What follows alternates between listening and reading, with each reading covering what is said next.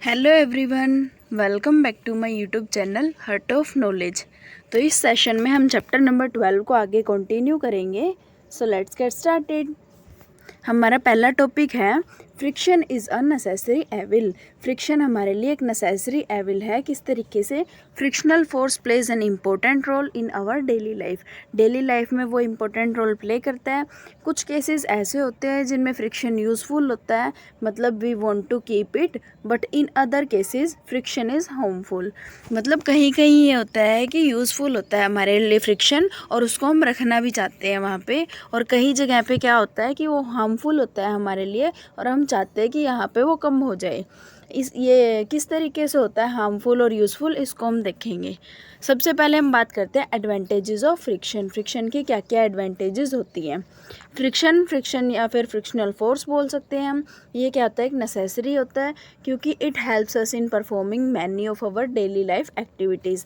बहुत सारी daily life activities हैं वो फ्रिक्शन के कारण ही होती हैं। जैसे फर्स्ट वन है friction enables us to walk without slipping.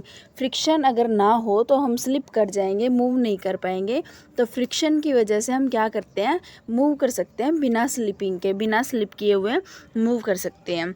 We are able to walk on the ground because friction between the sole of our shoes and ground prevents us from slipping over the ground.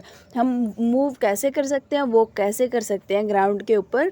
जब हमारे जो soul होते हैं shoes के, उनके बीच में और ground के बीच में, इन दोनों के बीच में जब क्या लगता है? फ्रिक्शनल फोर्स लगता है, तो वो क्या करवाता है? प्रिवेंट करवाता है स्लिप करने से। This happens as follows. In order to take a step forward during the walking, we lift one foot off ground and push the ground backwards. जैसे हम क्या करते हैं? मूव करते हैं, स्टार्ट करते हैं मूव करने के लिए, तो एक स्टेप फॉरवर्ड रखते हैं हम वॉकिंग के टाइम पे, और उसी टाइम पे हम क्या करते हैं? लिफ्ट करते हैं एक फुट को ऑफ द ग्राउंड से उठा के उसको फॉरवर्ड स्टेप करते हैं, और उसके बाद जो दूसरा हमारा दूसरा फुट होता है उसके साथ हम क्या करते हैं? पुश करते हैं ग्राउंड को पीछे की तरफ। If there were no friction between the sole of our shoes and the ground, then our shoe on the ground would slip backwards. अगर यहाँ पे फ्रिक्शन ना हो, जैसे हमने एक फुट को आगे रखा उठा के, इसी तरीके से पीछे वाले फुट के साथ हमने उसी टाइम पे ग्राउंड को पुश किया बैकवर्ड डायरेक्शन में पुश किया, तो इसका मतलब वहाँ पे कुछ ना कुछ फ्रिक्शन था, तभी वो वहाँ पे पुश हो पाया। अगर वहाँ पे फ्रिक्शन नहीं होता तो क्या होता? वो हम पीछे की तरफ स्लिप कर जाते। Since we push the ground backwards, तो फोर्स ऑफ फ्रिक्शन है वो अपोजिट डायरेक्शन में लगता है। जैसे हम क्या करते हैं? ग्राउंड को बैकवर्ड्स पुश करते हैं, तो जो फोर्स ऑफ फ्रिक्शन है वो अपोजिट डायरेक्शन में लगेगा, मतलब फॉरवर्ड डायरेक्शन में लगेगा, जिससे क्या होगी? स्लिपिंग नहीं होगी बैकवर्ड डायरेक्शन में। So it is the force of friction which makes us move forward at each step we take during the walking के टाइम पे या रनिंग के टाइम पे जो हम फॉरवर्ड स्टेप्स रखते हैं, उनके अंदर कौन हेल्प करवाता है? फ्रिक्शनल फोर्स करवाता है। If there was no force of friction between the soles of our shoe and the ground, it would not be possible to walk. क्योंकि हमारे जो शू हैं वो क्या करेंगे? एवरी टाइम हम जो स्टेप रखेंगे आगे, वो स्लिप करते जाएंगे, जिसकी वजह से मूव करना पॉसिबल नहीं हो पाएगा। Walking on the slippery ground is difficult, क्योंकि फ्रिक्शनल फोर्स वहाँ पे स्लिपरी ग्राउंड्स के ऊपर कम होता है, जिसकी वजह से क्या होती है? स्लिपिंग ज़्यादा होती है और मूव करना मुश्किल हो जाता है। Which may not be sufficient to prevent us from slipping से प्रिवेंट करने के लिए वो सफिशिएंट नहीं होता है, इतना फ्रिक्शनल फोर्स वहाँ पे नहीं लग पाता। It is also difficult to walk on the well polished floor के ऊपर भी वॉक करना क्या होता है? इसके अंदर डिफ़िकल्ट होता है। वेल पॉलिश फ्लोर के ऊपर, जहाँ पे मतलब बहुत ज़्यादा पॉलिश होती है, स्मूदनिंग बहुत ज़्यादा होती है, उस फ्लोर के ऊपर मूव करना मुश्किल हो जाता है। या फिर हम एक एग्जांपल ले सकते हैं, जैसे आइस के ऊपर भी मूव करना मुश्किल हो जाता है, क्योंकि वहाँ पे क्या होता है? जो फ्रिक्शन होता है इन स्मूथ सरफेसेस के ऊपर स्मॉल होता है, यहाँ पे स्मूथनेस ज़्यादा होती है। स्मूथनेस ज़्यादा होएगी तो मतलब यहाँ पे लॉकिंग है जो आपस में दो सरफेस की, वो नहीं हो पाएगी, जिसकी वजह से फ्रिक्शन बहुत ज़्यादा कम होएगा। If a person throws a bucket of water on the smooth marble floor, it would become even more difficult for us to walk on this wet marble floor. जैसे फॉर एग्जांपल एक marble floor है, उसके ऊपर move कर रहे हैं हम एक, और दूसरी तरफ क्या है, एक वहाँ पे पानी डाल देते हैं और उसके बाद वहाँ पे मूव करने की कोशिश करते हैं, तो वो ज़्यादा डिफ़िकल्ट होता है मूव करने के लिए, क्योंकि जो फ्रिक्शन होता है वेट मार्बल फ्लोर के ऊपर वो कम हो जाता है। पानी डालने से वहाँ पे फ्रिक्शन कम हो जाता है, जो हमें स्लिपिंग से प्रिवेंट नहीं करवा पाता और हम स्लिप कर जाते हैं। So many times people slip on wet marble floor and fall down. तो बहुत बार क्या होता है कि जो गिल्ला मार्बल फ्लोर होता है हमारा, जिस पे पानी होता है, वहाँ पे लोग स्लिप कर जाते हैं और नीचे गिर जाते हैं। When we accidentally step on the banana peel through on the road, we usually slip and fall down. इसी तरीके से जैसे कोई एक्सीडेंटली बाय चांस किसी बनाना पील के ऊपर अगर हमारा पैर पड़ता है तो इस तरीके से इनर साइड है जो बनाना पील की, वो स्मूथ होती है और वो क्या करती है, फ्रिक्शन को रिड्यूस कर देती है और जिससे स्लिपिंग होती है बैकवर्ड डायरेक्शन में। अब हमारा सेकेंड एग्जाम्पल है, friction enables a car to move on the road without skidding. Friction क्या करती है, कार को मूव करवाती है रोड के ऊपर इजीली, बिना स्किडिंग के, मतलब बिना स्लिप हुए उसको मूव करवाती है। The friction between tyres of car and the road enables a car to move forward on the road without skidding. जो फ्रिक्शन होता है वो क्या करता है, टायर्स होते हैं जैसे कार के, उनके बीच में और जो रोड होती है उसके बीच में, वो क्या करते हैं, किसी भी कार को फॉरवर्ड मूव करवाते हैं बिना किसी स्किडिंग के। This happens as follow, when the engine of car makes the wheel of the car turn. जैसे ही इंजन होता है जो कार का, वो व्हील है कार के टर्न करवाता है, तो टायर पुश करते हैं रोड को बैकवर्ड की तरफ at its point of contact, जहाँ पे वो उस टाइम पे कांटेक्ट में होते हैं रोड के साथ। जैसे यहाँ पे ये वाला पॉइंट हमारा रोड के कांटेक्ट में है, तो ये क्या करेगा, इसको पुश करेगा बैकवर्ड की तरफ पुश करेगा, और उसके बाद जो फ्रिक्शन है टायर ऑफ कार के बीच में और सरफेस ऑफ रोड के बीच में, वो उसके अपोजिट डायरेक्शन में लगेगा। मतलब इसने पुश इसको इस साइड किया तो फ्रिक्शनल फोर्स हमारा किस साइड लगेगा, फॉरवर्ड डायरेक्शन में लगेगा, जिसकी वजह से ये इसको स्किडिंग करने से प्रिवेंट करवाता है। In this way friction provides the forward force which drives the car. इस तरीके से फ्रिक्शन क्या करता है, फॉरवर्ड फोर्स प्रोवाइड करवाता है, जिसकी वजह से एक कार चल सकती है। If there were no friction between the car tyres and road, then the wheels of the car would spin at the same place but the car would not move forward at all. यहाँ पे भी क्या होता है, जब friction अगर at all, वो कहीं भी अगर फ्रिक्शन फोर्स नहीं होता, तो कार के टायर्स और रोड के बीच में जो वो क्या करेंगे, पीछे की तरफ उसको पुश करते हैं, तो अगर वहाँ पे फ्रिक्शन ही नहीं होगा तो वो क्या करेंगे, वहीं पे मूव करते रहेंगे और फॉरवर्ड मूव नहीं कर पाएंगे। The car would stay where it was, जहाँ पे कार थी वो वहीं पे रह जाएगी और वहीं पे उसके टायर स्पिन करते रहेंगे। It became somewhat difficult to drive and control a car on the wet road. Wet road के ऊपर ड्राइव करना और कार को कंट्रोल करना मुश्किल होता है, क्योंकि वाटर की वजह से जो सरफेस होता है रोड का, वो क्या होता है, स्मूथ हो जाता है, जिसकी वजह से फ्रिक्शन रिड्यूस हो जाता है और उसको स्लिपरी बना देता है। And because of reduced friction there are more chances of skidding of the car. तो यहाँ पे फ्रिक्शन रिड्यूस हो गया है, इसकी वजह से कार के स्किड करने के चांस ज़्यादा होते हैं जब ब्रेक्स अप्लाई की जाती हो सडनली। जैसे हम सडनली ब्रेक अप्लाई करेंगे तो वो क्या करेगी, स्लाइड कर जाएगी। So driving car on the wet roads need extra का केयर। तो जिस टाइम पे हम क्या करते हैं, वेट रोड पे ड्राइव करते हैं, तो उसके लिए एक्स्ट्रा केयर की ज़रूरत होती है। Just like a car, friction also enables a bicycle to move along the road. Car के तरीके से ही फ्रिक्शन है वो बाईसाइकिल, साइकिल, इन सब के लिए भी क्या करवाता है, मूव करवाता है रोड के along. In fact all the vehicles are able to move on the road because of the presence of friction between their tyres and the surface of the road. तो सरफेस ऑफ रोड है और उसके बीच में और tyres के बीच में frictional force लगेगा, उसकी वजह से सारे व्हीकल्स मूव कर पाते हैं। Now the third one advantage is friction enables us to apply the brakes and slow down और stop a moving car. Friction की वजह से हम ब्रेक्स को अप्लाई कर पाते हैं, स्लो डाउन कर पाते हैं किसी कार को, या फिर उसको स्टॉप कर पाते हैं मूविंग कार को। The brakes of the car work by the friction. जो ब्रेक्स होती हैं वो भी किसके ऊपर काम करती है, फ्रिक्शन के ऊपर ही काम करती है। In a disc brake a steel disc attach behind the each car wheel spins. एक जो डिस्क ब्रेक बोलते हैं हम, जो हमारी कार वगैरह के अंदर होती है, उसमें क्या होता है, एक स्टील की डिस्क लगी होती है, गोल गोल तरीके से होती है, एक डिस्क होती है, वो अटैच की जाती है कार के व्हील के पीछे 2 स्मॉल ब्रेक पैड्स के बीच में। When the brakes are applied to the running car, जब रनिंग कार के ऊपर ब्रेक्स को अप्लाई किया जाता है तो वो क्या करते हैं, पुश करते हैं ब्रेक पैडल को, तो ब्रेक पैडल क्या करता है, प्रेस कर देता है against the disc of rotating car wheels. जो रोटेटिंग कार व्हील्स होते हैं हमारे, उनके ऊपर जो हमने यहाँ पे स्टील डिस्क की बात की है उसको प्रेस कर देता है। This produces the friction between the brake pads and the disc. इसकी वजह से ब्रेक पैड्स थे हमारे जो उसके बीच में, और जो हमारे डिस्क थी उसके बीच में, दोनों के बीच में फ्रिक्शन हो जाता है, जिससे व्हील्स हैं हमारे वो स्लो डाउन हो जाते हैं और अल्टीमेटली स्टॉप हो जाते हैं। The brakes of a bicycle also work by the friction.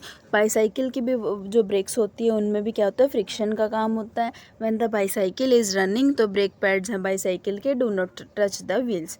जब वो रन करता है, ये बाईसाइकिल के केस में तो आपने सबने देखा होगा, जैसे इधर ये क्या होती है, ये वाली हमारी ब्रेक्स होती हैं, तो ये जिस टाइम पे रन करती है बाईसाइकिल हमारी, तो इस टाइम पे यहाँ पे कोई भी टचिंग नहीं होती व्हील्स के बीच में। इन दोनों के बीच में क्या होता है, हल्का सा गैप होता है। जैसे अगर हमारा ये टायर है तो इस तरीके से इसके दोनों तरफ जो ब्रेक्स लगी हुई है, ये इस तरीके से इनके बीच में स्पेस होता है। जब हम प्रेस करते हैं ब्रेक लेवर को अप्लाई करने के लिए ब्रेक्स को, तो रनिंग बाईसाइकिल में ब्रेक पैड्स हैं वो रब होते हैं on the RIMS of the bicycle wheels. ये जो ब्रेक पैड्स थे हमारे, ये क्या करते हैं, इसके बिल्कुल टच में आ जाते हैं और इसको क्या करते हैं, रोकने की कोशिश करते हैं, इसको रब करते हैं। The friction between the brake pad and the rim. जो ये ब्रेक पैड्स थे हमारे, ये और जो साइकिल का रिम है ये, इन दोनों के बीच में जो फ्रिक्शन लगता है उसकी वजह से वो आगे मूव नहीं कर पाती, जिसकी वजह से रनिंग बाईसाइकिल या तो स्लो डाउन हो जाती है और या फिर फाइनली स्टॉप हो जाती है। If there were no friction, then once a vehicle started moving, it would never stop because brakes would not work without friction. अगर फ्रिक्शन नहीं होता तो हमारे जो रनिंग व्हीकल्स हैं, अगर वो एक बार स्टार्ट हो जाते हैं मूव करना, तो वो कभी स्टॉप नहीं होएंगे अपने आप से, और ब्रेक वगैरह लगेगी नहीं, क्योंकि वहाँ पे फ्रिक्शन अप्लाई नहीं होएगा। In fact, had there had been no friction between the tires of vehicles and the road, the vehicles could not be started or stopped or turned to change the direction of the motion. तो अगर friction नहीं होएगा तो वहाँ पे वो vehicles हैं road के ऊपर मूव भी नहीं कर पाएंगे, टायर्स हैं वो एक ही जगह पे मूव करेंगे, व्हीकल्स हैं वो स्टार्ट भी नहीं हो पाएंगे, स्टॉप भी नहीं हो पाएंगे, अपनी डायरेक्शन को चेंज भी नहीं कर पाएंगे। Now the fourth one is friction enables us to write and draw on the paper. Friction enables us to write and draw on the paper. Friction की वजह से ही हम राइट कर सकते हैं या फिर ड्रॉ कर सकते हैं पेपर के ऊपर। We are able to write and make the drawings on the paper because there is the friction between the tip of the pencil and the paper. जो हमारे पास पेन होता है या पेंसिल होती है, उसकी टिप और पेपर के बीच में, दोनों के बीच में फ्रिक्शन होता है, जिसकी वजह से हम राइट कर सकते हैं या कोई भी उसके ऊपर ड्रॉ कर सकते हैं। The pencil has a thin and the black core made of the carbon. Pencil के पास क्या होता है, एक थिन कोर होता है जो कार्बन का बना हुआ होता है, ब्लैक कलर का होता है, जिसको हम क्या बोलते हैं, ग्रेफाइट बोलते हैं। और पेंसिल के केस में उसको हम क्या बोलते हैं, पेंसिल लीड बोला जाता है। When we write with the pencil, जब हम पेंसिल के साथ राइट करते हैं तो friction with the paper rubs off the carbon particles from the pencil lead. तो जिसकी वजह से क्या होता है, फ्रिक्शन क्या करता है, पेपर के ऊपर रब करवाता है कार्बन के पार्टिकल्स को पेंसिल लीड से, जो स्टिक कर जाते हैं पेपर के ऊपर और leave the black marks on the paper. Paper के ऊपर ब्लैक मार्क्स को छोड़ देता है जो हम राइट करते टाइम देखते हैं। Similarly when we write with the pen, इसी तरीके से जब हम पेन के साथ राइट करते हैं तो particles of the ink rub off from the pen's refill due to the friction with the paper. जो पार्टिकल्स होते हैं इंक के अंदर हमारे, वो पेन के अंदर से निकल के रब ऑफ हो जाते हैं पेपर्स के ऊपर, जिसकी वजह से फ्रिक्शन के कारण वो वहीं पे स्टिक कर जाते हैं पेपर के ऊपर and leave the marks of the writing on the paper. If there were no friction between the pencil and the paper, writing and drawing on the paper would not have been possible. तो जो pencil और paper के बीच में अगर friction ना हो तो राइटिंग और ड्राइंग है वो मुश्किल हो जाएगी या पॉसिबल ही नहीं होएगी। We cannot write with the pencil on the glass sheet because the glass surface is very smooth। अब जैसे आपने बहुत जगह ट्राई भी किया होगा, ग्लास के ऊपर लिखने के लिए ट्राई किया होगा, या फिर कभी कभार ये होता है कोई जैसे आपकी नोटबुक है उसके ऊपर प्लास्टिक का कवर है या ऐसा कवर है जो बिल्कुल स्मूथ है और उसके ऊपर भी हम कई बार राइट नहीं कर पाते हैं, बहुत डिफ़िकल्ट होता है उसके ऊपर राइट करना। तो वो किसकी वजह से होता है? क्योंकि उनका सरफेस है वो बहुत ज़्यादा स्मूथ होता है, उनके बीच में कोई फ्रिक्शन नहीं होता, जिसकी वजह से वहाँ पे वो क्या करते हैं, जो उनके पार्टिकल्स होते हैं उनको लेफ़्ट नहीं कर सकते, उनको छोड़ नहीं सकते टिप ऑफ पेंसिल या पेन के ऊपर से। A teacher is able to write on the blackboard with the chalk due to the friction between the blackboard and the chalk। Blackboard और चौक के बीच में जो फ्रिक्शन होता है उसकी वजह से ही टीचर है ब्लैकबोर्ड के ऊपर राइट कर पाता है। When the teacher starts to write on the blackboard with the chalk, the rough surface of the blackboard rubs off some chalk particles which stick to the blackboard and appear as writing on the blackboard। तो जब teacher right करता है तो उस time पे क्या होता है, रफ सरफेस होता है जैसे ब्लैकबोर्ड का, तो वो कुछ ना कुछ चाक को रब्स ऑफ करवा लेता है अपने ऊपर, उनके जो पार्टिकल्स होते हैं वो ब्लैकबोर्ड के ऊपर स्टिक करते जाते हैं, जिसकी वजह से ब्लैकबोर्ड के ऊपर राइट करना इजी होता है और उसको हम देख सकते हैं। Fifth one is friction enables us to pick up and hold the things in our hands. Friction के कारण ही हम कुछ चीज़ों को या कोई भी जिस सामान होता है उसको हम उठा सकते हैं, होल्ड कर सकते हैं हमारे हाथों में। We are able to pick up this book and hold it in our hands due to the friction between the book and the hands. अब जैसे हमारे पास बुक है उसको हम होल्ड कर सकते हैं हैंड में, उसको उठा सकते हैं, वो सब किसकी वजह से? फ्रिक्शन की वजह से। We can hold a glass tumbler in our hands because of the friction. कोई भी ग्लास के मटेरियल्स हैं उनको हम हाथ में ले सकते हैं फ्रिक्शन की वजह से। If the other surface of the glass tumbler is oily और द ग्रीसी। अगर हम फॉर एग्जांपल ये लेते हैं, ऑयल लगा लेते हैं किसी ग्लास के ऊपर, उसके ऊपर क्या करते हैं हम सरफेस को कवर कर देते हैं ऑयल के साथ या ग्रीस के साथ, उसके ऊपर कुकिंग ऑयल की फिल्म लगा लेते हैं, तो वहाँ पे बहुत ज़्यादा डिफ़िकल्ट हो जाता है उसको होल्ड करने के लिए। दिस इज़ बिकॉज जो प्रेजेंस होती है फिल्म ऑफ ऑयल की आउटर सरफेस के ऊपर वो फ्रिक्शन को रिड्यूस कर देती है ग्लास टम्बलर और हमारे हैंड्स के बीच में। Due to the less friction the oil glass tumbler tends to slip from our hand and it becomes more difficult to hold. Less friction के कारण हम उसको होल्ड नहीं कर पाते, वो हमारे लिए मुश्किल हो जाता है। It is easier to hold a कुल्हड़ and earthen pot in our hand than a glass tumbler। एक ग्लास के बर्तन को अगर हम होल्ड करें तो उससे ज़्यादा इजी एक कुल्हड़ होता है, मतलब जो अर्थन का पॉट होता है, जो मिट्टी से बने हुए बर्तन होते हैं उनको हम ईजिली होल्ड कर सकते हैं। This is because due to the rough surface of the kulhad the friction between the kulhad और हमारे हैंड के बीच में फ्रिक्शन है वो बहुत ज़्यादा हो जाता है, जिसकी वजह से उसको हम होल्ड कर सकते हैं easily.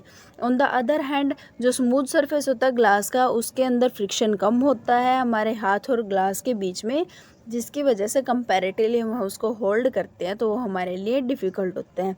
If there were no friction it would not be possible to hold a book a glass tumbler kulhad और any other object in our hands. अगर फ्रिक्शन ना होता तो हम किसी चीज़ को भी होल्ड नहीं कर पाते, डिफ़िकल्ट होता होल्ड करना या पॉसिबल ही नहीं हो पाता होल्ड करना। Now the sixth one is nails can be fixed in a wall due to the friction. Friction के कारण ही हम जैसे वॉल के अंदर या कहीं वुडन के अंदर नेल्स को फिक्स करते हैं तो वो सिर्फ फ्रिक्शन की वजह से ही होता है। When we hammer a nail into the wall, जब हम क्या करते हैं किसी वॉल के अंदर नेल को हैमर करते हैं, it is the friction between the surface of the nail and the wall which holds the nail tightly in the wall। तो यहाँ पे फ्रिक्शन होता है जो सरफेस ऑफ नेल के बीच में और जो हमारी वॉल है उसके बीच में होता है, जिसकी वजह से वो उसको टाइटली होल्ड करके रखता है। Without the friction nails could not be fixed in the wall due to hold the things.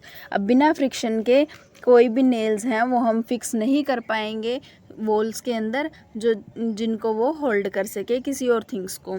Nails और स्क्रूज होते हैं वो हेल्ड किए जाते हैं वुड के अंदर बाय द फ्रिक्शन। फ्रिक्शन की हेल्प से ही नेल्स हैं या स्क्रूज़ हैं उनको हम वुड के अंदर लगाते हैं।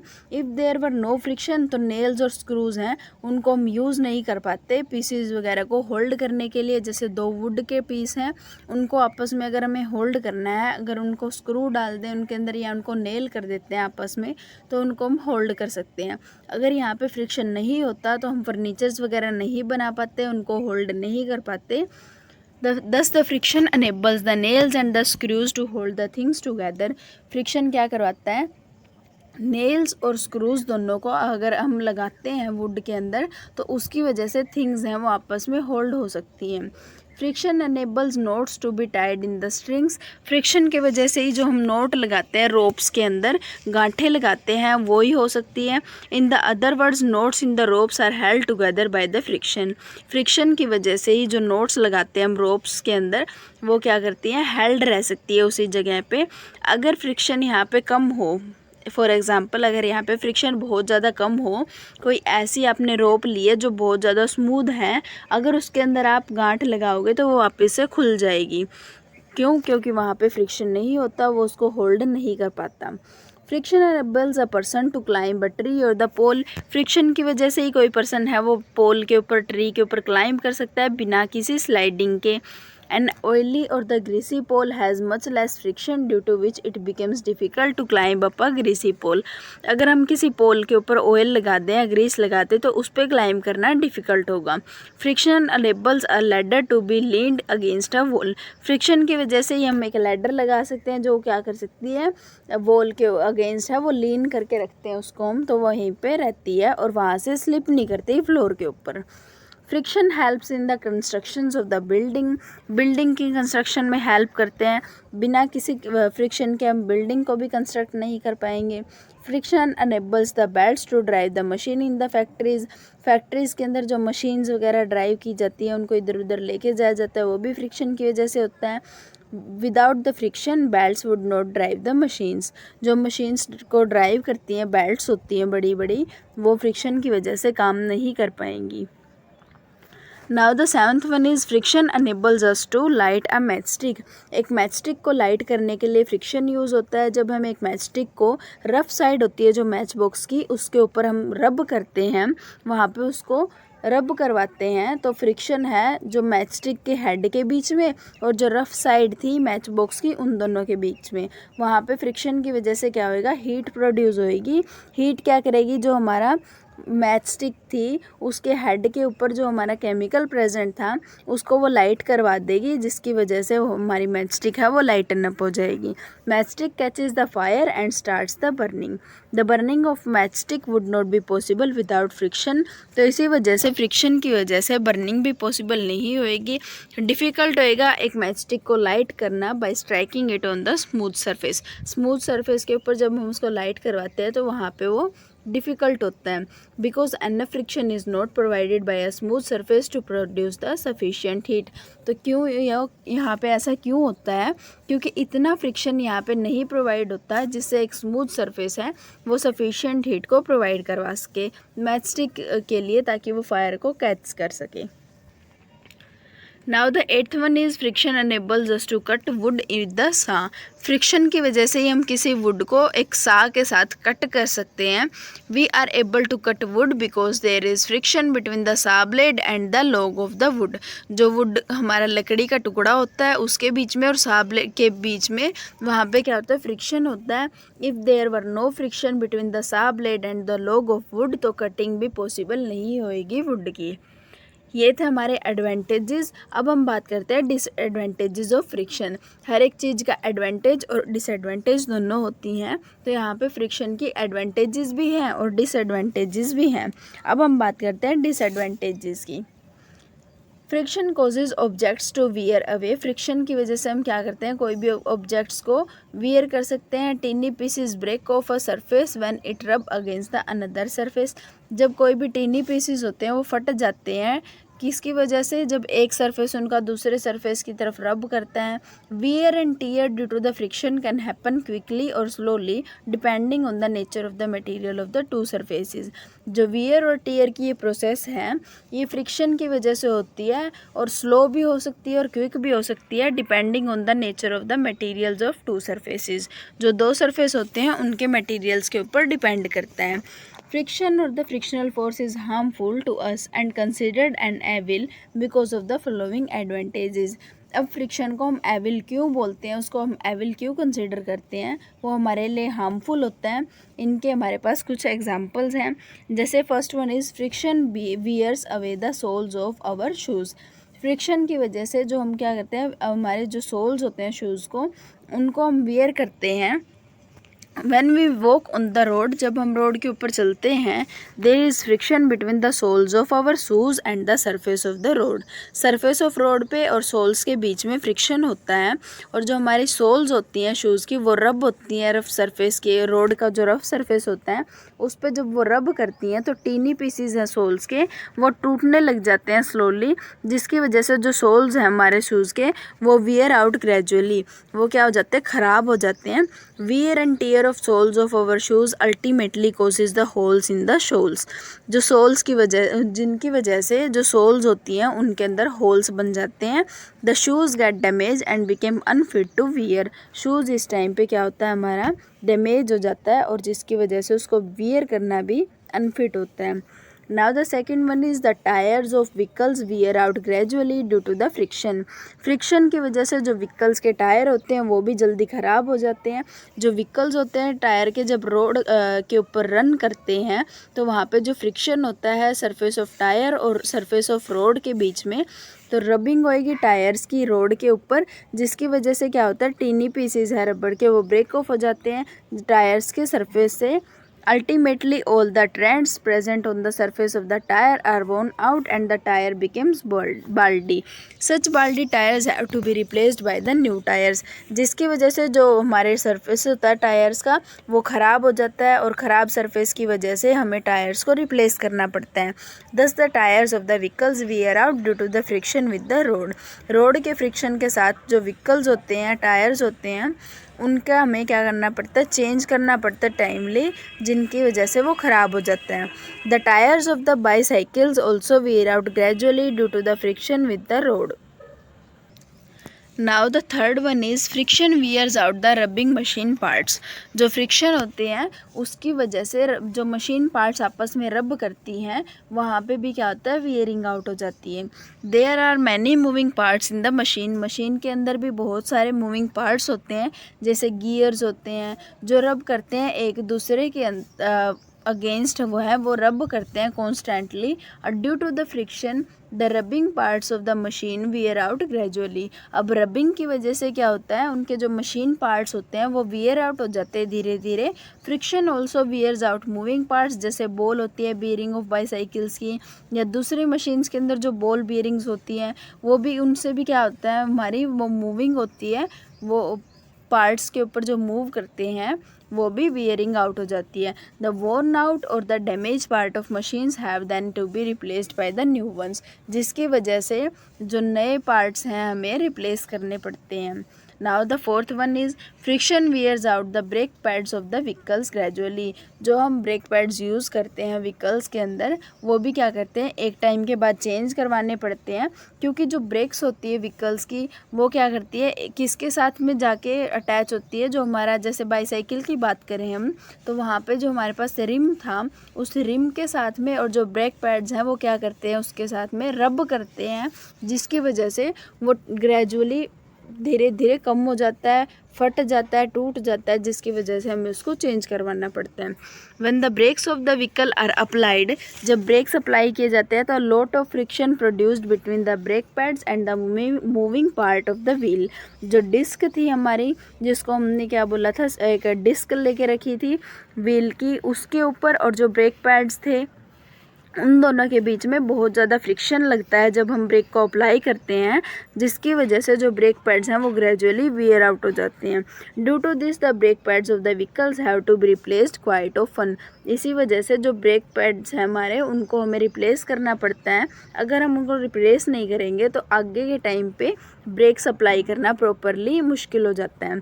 The brake pad of bicycle is made of the rubber. जो ब्रेक पैड्स होती हैं बाईसाइकिल की वो रबर की बनी हुई होती है। New and the soft rubber pad of bicycle is shown in the figure 22A।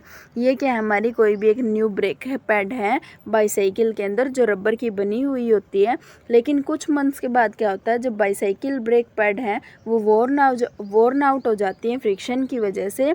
Brake pad और मूविंग जो रिम होता है बाईसाइकिल बाईसाइकिल का, इन दोनों के बीच में जो फ्रिक्शन लगता है उसकी वजह से वो ख़राब हो जाती हैं। The brake pads of the bicycle have to be replaced quite often because the wear away due to the friction. तो फ्रिक्शन की वजह से ये इस तरीके की इनकी कुछ स्ट्रक्चर इधर शो कर रखी है, मतलब यहाँ पे ये क्या हो जाती है, वोर्न आउट हो जाती है, जिसकी वजह से वो हमें चेंज करना पड़ता है। Now the fifth disadvantage is friction wears out steps of staircase in building and foot over the bridges. जैसे हम क्या करते हैं, स्टेप करते हैं स्टेयरकेस के ऊपर बिल्डिंग्स में या ब्रिजेस के ऊपर, तो वहाँ पे भी वो वियर आउट हो जाता है। When the lot of people use the staircase in the building every day, जैसे फॉर एग्जांपल कोई बिल्डिंग है, वहाँ पे लॉट ऑफ पीपल यूज़ करते हैं उन स्टेयरकेस को, तो फ्रिक्शन होएगा जो सोल्स के बीच में शूज़ की, and the stone steps wears away hard stone steps very very slowly. तो यहाँ पर जो स्टोन होते हैं, जो हमारा फर्श होता है स्टेयरकेस का, वो क्या करता है, धीरे धीरे वियर्स आउट हो जाता है और उसकी वजह से वहाँ पे निशान हो जाते हैं। मैनी टाइम्स वी सी वोन्स out steps of the foot over the bridges at the railway station. Railway station के ऊपर जो हमारे ब्रिजेस होते हैं उनके ऊपर बहुत ज़्यादा क्या होता है, वोर्न आउट स्टेप्स होते हैं। The steps of foot over the bridges at the railway station wear out due to the friction caused by the shoes of extremely large number of people who use these over bridges all the time। जो ये bridges होते हैं ये बहुत ज़्यादा use में आते हैं रेलवे स्टेशन के आसपास, तो वहाँ पे क्या होता है, जो वहाँ पे जितने ज़्यादा नंबर ऑफ पीपल्स आते हैं तो उनके जो सोल्स होते हैं शूज़ के, उनके बीच में फ्रिक्शन लगता है, साथ में जो उनके ब्रिजेस हैं उनके ऊपर फ्रिक्शन लगता है, जिसकी वजह से वहाँ पे वॉर्न आउट हो जाता है। Now the sixth one is friction produces the heat which may damage the machines।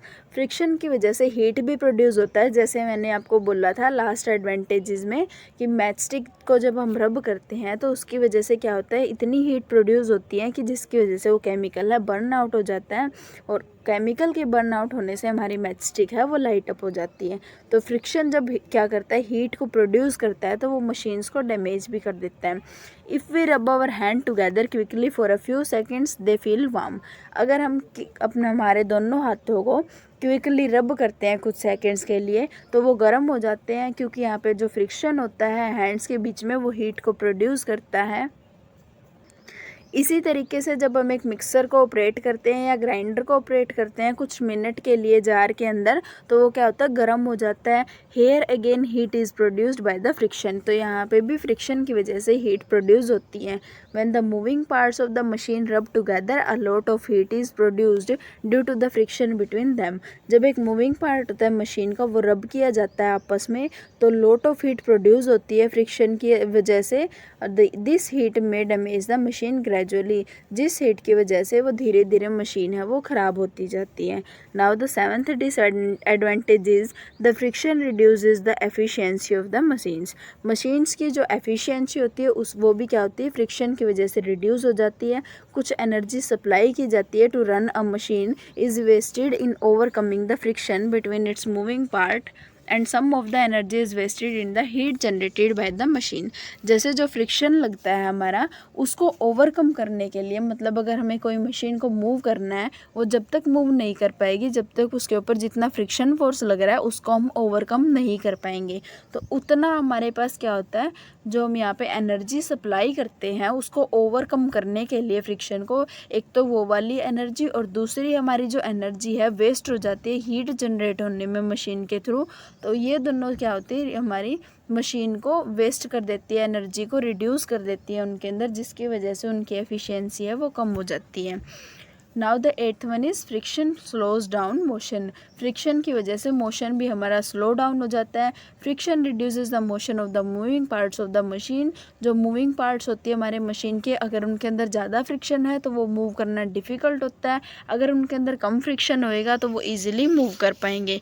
In fact all the moving things such as cars, buses, aeroplanes, boats and the ships etcetera are slowed down by the friction. Friction की वजह से बहुत सारी हमारी moving things होती हैं, जैसे car है, बस है, एरोप्लेन्स है, बोट्स, शिप हैं, ये सारे स्लो हो जाती है मूव करने के लिए। Now our next topic is methods of increasing friction.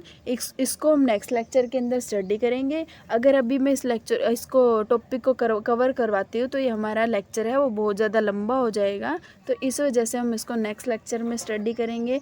तब तक के लिए हर हर महादेव।